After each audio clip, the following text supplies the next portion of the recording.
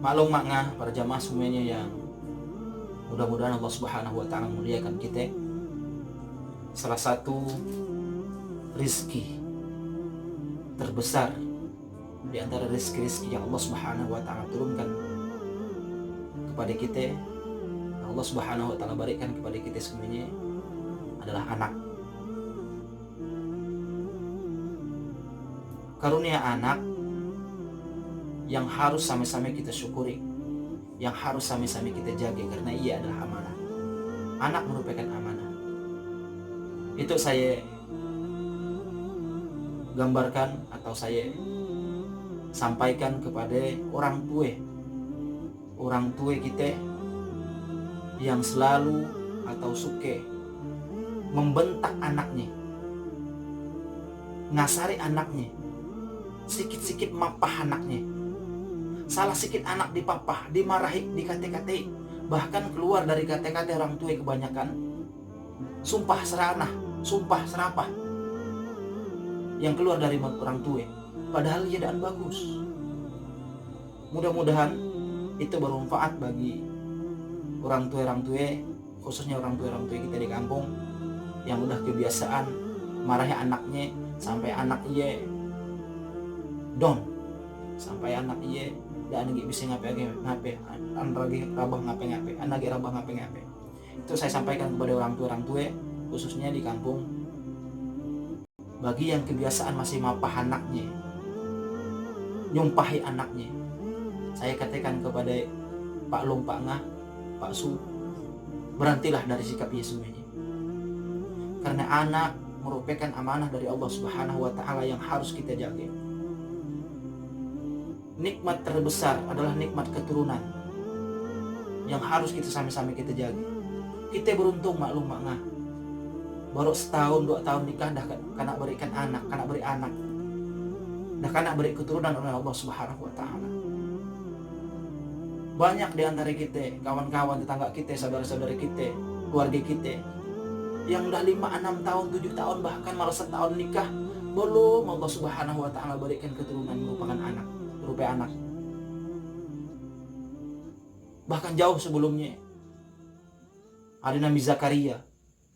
Nabi Zakaria puluhan tahun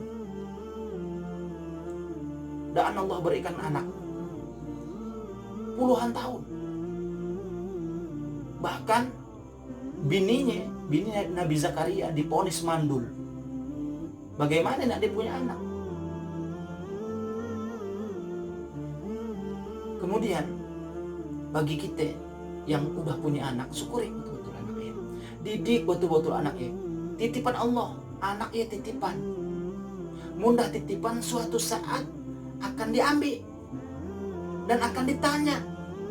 Waktu dititipkannya apa aja yang dah diberikan, dijaga keadaan titipannya.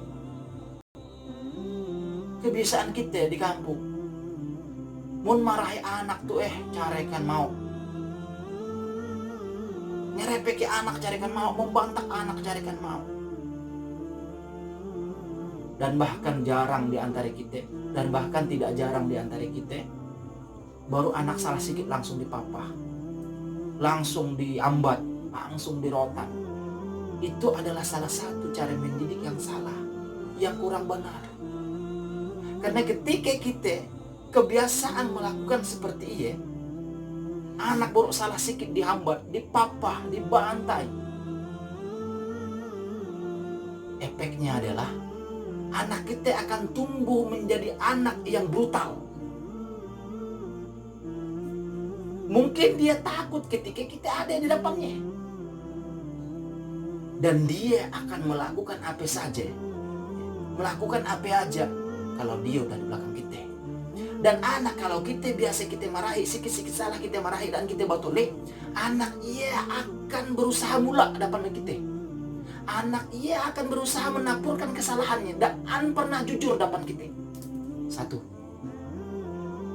anak akan pernah jujur depan kita kalau kita garang dengan anak. Marah boleh, tapi jangan sampai berlebihan. Marah boleh, silakan. Karena kita nak mentuli anak. Nah, anak itu agar bagus, agar baik. agar soleh, dan BAP marah. Tapi jangan sampai keterlaluan lewat batas. Karena kerugian pertama yang akan kita dapatkan adalah kalau depan kita hampuh dia, unyo, tunduk, slow, santai. Tetapi di belakang kita, dia akan berbuat semaunya. Yang pertama. Kemudian yang kedua, anak Yesus susah jujur depan kita.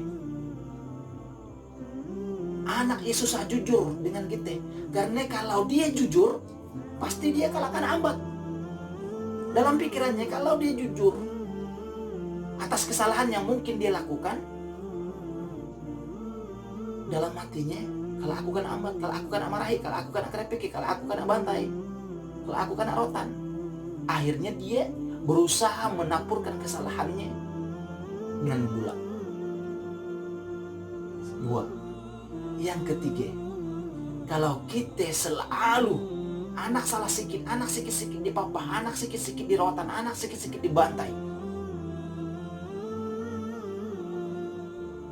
Yang ketiga, kerugian yang akan kita dapatkan maklumatnya adalah anaknya akan mentalnya ciu dan percaya diri. Timbullah mental-mental yang ciu. Untuk itu, jaga betul-betul anak yang telah dititipkan oleh Allah Subhanahu wa Ta'ala kepada kita semua ini. Banyak orang yang nak punya anak, banyak orang yang rasa nak punya anak, tetapi Allah Subhanahu wa Ta'ala belum berikan. Ternyata kita mudah, setahun, 2 tahun dah punya anak. Namun, saya pesankan kepada maklum-maklum semuanya, saudara-saudaraku semuanya, jangan sampai salah mendidik anak. Kalau salah kita mendidik dari kecil, maka besarnya akan tumbuh dengan anak yang salah. Salah dalam bersikap, salah dalam sifat yang akan merugikan kita sebagai orang tua. Ya, jaga sama-sama kita jaga anak kita. Anak kita nak jadi apa tergantung kepada kita. Rasulullah SAW bersabda, kullu mauludin yuladu ala fitrah. Setiap anak dilahirkan dalam keadaan fitrah, suci, putih, bersih. Bawahu yuhawidanihi au yunassironihi au yumajjisani. Maka kedua orang tuanya lah yang membuat ia menjadi Nasrani, Yahudi dan Majusi. Apa maksudnya Nasrani, Majusi dan Yahudi?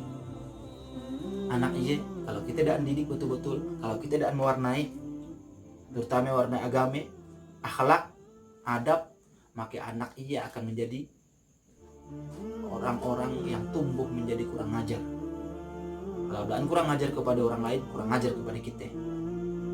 Sayang sekali ya, anak yang dah kita kandung ya, 9 bulan, 10 hari bahkan lebih, bahkan dan jarang yang kita berkorban untuk dia sehingga harus operasi, dibelah parut kita untuk mengeluarkannya, kemudian besarnya dan kita jaga dan kita rawat betul-betul.